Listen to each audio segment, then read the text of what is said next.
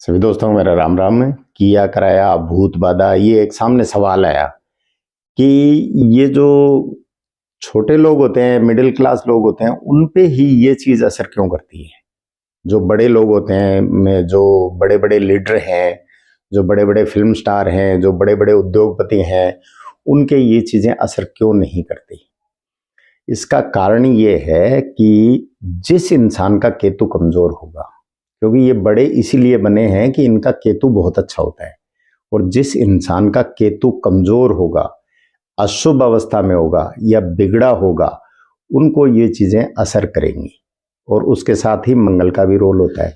मंगल खराब होगा तो भी करेंगी, क्योंकि मंगल बद जिसे बताया गया है वो अशुभ मंगल एक तरह से बिगड़ा हुआ राहु ही होता है, जिसका देवता है मेहंदीपुर बालाजी। तो इसलिए वहां भूत बाधा वालों को उनको वहां मेहंदीपुर बालाजी लेके जाते हैं।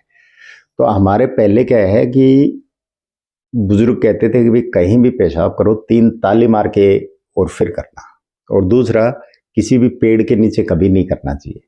कारण क्या है कि ताली मारने का मतलब है कि हमने, ये हमारा जो लेफ्ट हैंड है ये हमारा है छठा घर, जो केतु और बुध से संचालित है, और ये हमारा है तीसरा घर जो मंगल और बुध से संचालित है।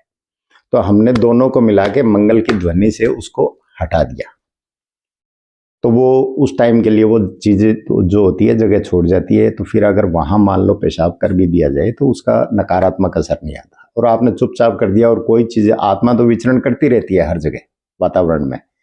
अब कौन सी जगह आपका कहाँ चंद्रमा सपोर्ट नहीं कर रहा और केतु आपका खराब है, तो उस जगह ये काम हो जाता है, यानी कोई छाया पीछे लग जाती है।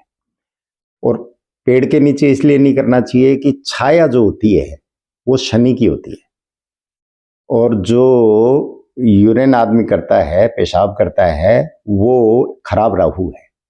तो वहां जैसे ही वो करेगा तो शनि और राहु का संबंध बन जाएगा। और कुंडली में शनि राहु को क्या कहते हैं?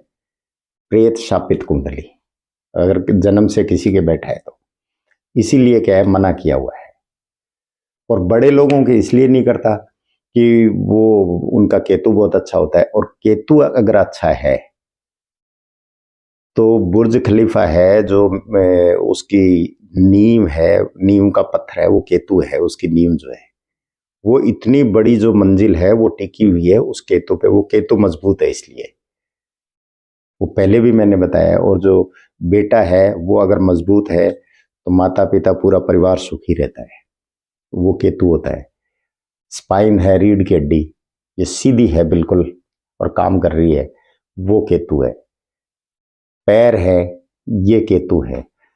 केतु को हर हाल में मजबूत रखना जरूरी है। न कोई किया कराया असर करेगा, न कोई आपको ऊपरी बाधा असर करेगी। लेकिन और इसका अब वीडियो तो मैंने ज्यादा, फोकस मेरा ज्यादा राहु केतु पे इसीलिए रहता है क्योंकि सारा जो संचालित होता है ना कहीं इन्हीं की वजह से ही होता है। अब जो 7 अनाज का बताया गया है कि 7 अनाज अगर एक मुट्ठी आप पक्षियों को डालें, एक मुट्ठी आप दलिया बना के चींटियों को डालें, तो आपके जो है केतु हमेशा अच्छा रहेगा। अब हमने क्या किया, दोनों ही केतु और बुध छठे घर से संबंध रखते हैं। जो रोग का है, कर्ज का है, शत्रु का है, मतलब वहीं से पैदा होती है हर चीज। तो उनकी कनेक्टिविटी को हमने पहले से ही शांत कर दिया, काट दिया। अनाज, हर एक अनाज पे किसी न किसी ग्रह का अधिकार है, और उस ग्रह का 7 अनाज हमने ले लिए। मान लो मक्का ले लिया, चावल ले लिए, गेहूं ले लिए, बाजरा ले लिया, ज्वार ले ली, तो हर ग्रह पे किसी न किसी का अधिकार है। और वो चीज हमने छठे घर को अर्पित कर दी, तो वो हमसे नाराज नहीं होगा। गणेश वंदना सबसे पहले इसीलिए तो की जाती है, केतु के देवता है, उसको पहले मनाया जाता है कि ये सबसे पहले मान जाए ना, तो फिर कोई दिक्कत नहीं है, कोई विघ्न नहीं आएगी। तो ये सारी चीजें ग्रहों की लेके हम चींटियों को डालते हैं, वो केतु का जीव है, और पक्षियों को डालते हैं, वो बुध के जीव है। तो हमने छठे घर के दोनों मालिक हैं, उनको शांत कर दिया। उनको शांत कर दिया तो इससे बढ़िया केतु का क्या उपाय होगा।